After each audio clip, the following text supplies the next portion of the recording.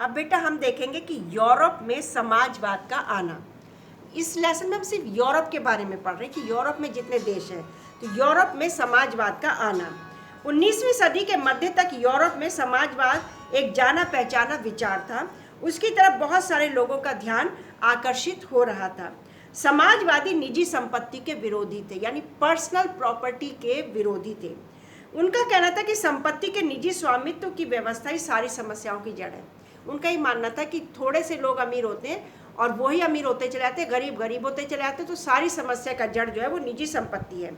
उनका तर्क था कि बहुत सारे लोगों के पास संपत्ति तो है जिससे दूसरों को रोजगार भी मिलता है, लेकिन समस्या ये है कि संपत्तिधारी व्यक्ति को सिर्फ अपने ही फायदे से मतलब होता है।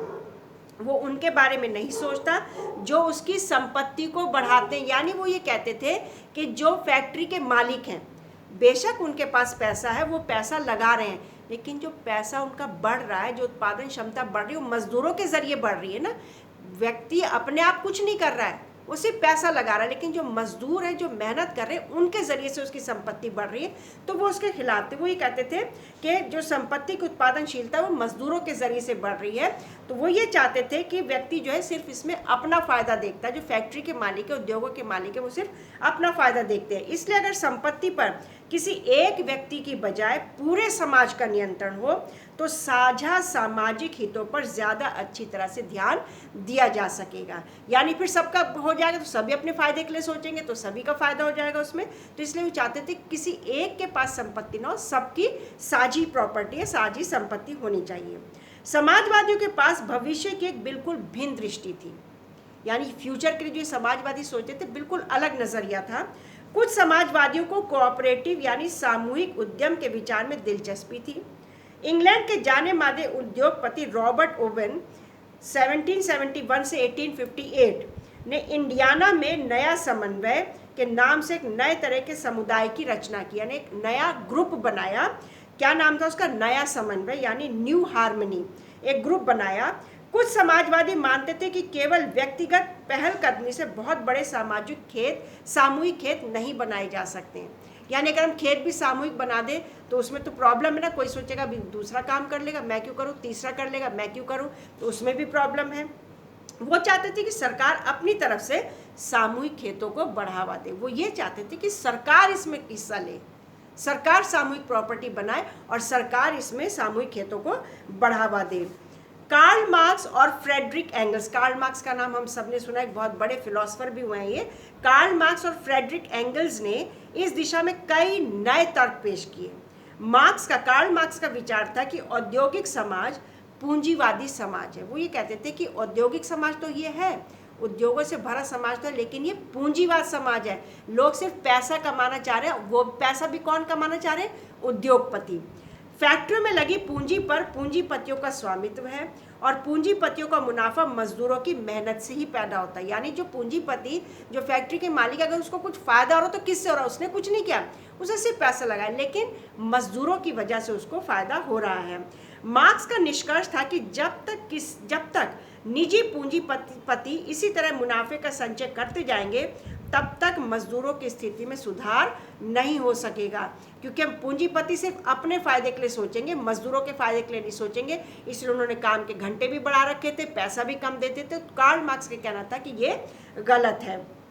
अपनी स्थिति में सुधार लाने के लिए मजदूरों को पूंजीवाद व निजी संपत्ति पर आधारित शासन को उखाड़ फेंकना होगा। ये कार्ल मार्क्स ने कहा कि मजदूरों को आगे बढ़ना होगा, क्रांति करनी होगी। ये कहा कि ऐसे शासन को उखाड़ फेंकना होगा जिसमें पूंजीपतियों का राज है। मार्क्स का विश्वास था कि खुद को पूंजीवादी शोषण से मुक्त कराने के लिए मजदूरों को एक अत्यंत भिन्न किस्म का समाज बनाना होगा। मजदूरों को समाज बनाना होगा, ये कार्ल मार्क्स का कहना था, जिसमें सारी संपत्ति पर पूरे समाज का यानी सामाजिक नियंत्रण और स्वामित्व रहेगा। उन्होंने भविष्य के इस समाज को कम्युनिस्ट का नाम दिया, यानी साम्यवादी कम्युनिस्ट का नाम दिया, जिसमें मजदूरों का शासन होगा। मार्क्स को विश्वास था कि पूंजीपतियों के साथ होने वाले संघर्ष में जीत अंततः मजदूरों की ही होगी। उसकी राय में कम्युनिस्ट समाज ही भविष्य का समाज होगा। फिर हम देखेंगे समाजवाद के लिए समर्थन। 1870 का दशक आते आते समाजवादी विचार पूरे यूरोप में फैल चुके थे। अपने प्रयासों में समन्वय लाने के लिए समाजवादियों ने द्वितीय इंटरनेशनल के नाम से एक अंतर्राष्ट्रीय संस्था भी बना ली थी। इंग्लैंड और जर्मनी के मजदूरों ने अपनी जीवन और कार्य स्थितियों में सुधार लाने के लिए संगठन बनाना शुरू कर दिया था। संकट के समय अपने सदस्यों को मदद पहुंचाने के लिए इन संगठनों ने कोष यानी बैंक टाइप भी स्थापित कर लिए थे और काम के घंटों में कमी और मताधिकार के लिए आवाज़ उठाना शुरू कर देते। यानी जब कार्ल मार्क्स ने आइडिया दिया तो जगह जगह मजदूरों ने अपने संघ बना लिए और एक भिन्न समाज की रचना करनी शुरू कर दी। जर्मनी में सोशल डेमोक्रेटिक पार्टी के साथ इन संगठनों के काफ़ी गहरे रिश्ते थे और संसदीय चुनावों में वे पार्टी की मदद भी करते थे। 1905 तक ब्रिटेन के समाजवादियों और ट्रेड यूनियन आंदोलनकारियों ने लेबर पार्टी के नाम से, लेबर समझते ना मजदूर, लेबर पार्टी के नाम से अपनी एक अलग पार्टी बना ली। फ्रांस में भी सोशलिस्ट पार्टी के नाम से एक ऐसी ही पार्टी का गठन किया गया।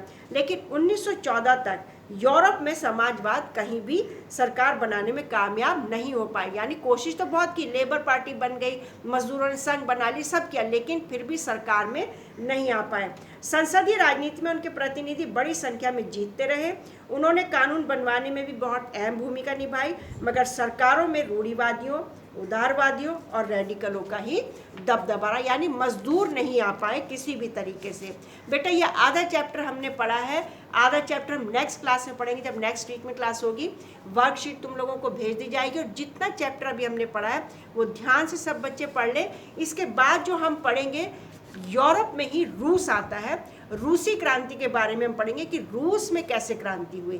तो ये हम पढ़ेंगे, घर में रहेंगे, सेफ रहेंगे, अपना ध्यान रखेंगे और पढ़ने पर भी ध्यान देंगे। डेली का डेली जो भी काम मिलता है उसको पढ़ना है। दूसरी बात मैं कहना चाहती हूँ कि अटेंडेंस 11 से 11:10 के बीच में जो बच्चे भेजेंगे सिर्फ उन्हीं की अटेंडेंस लगेगी।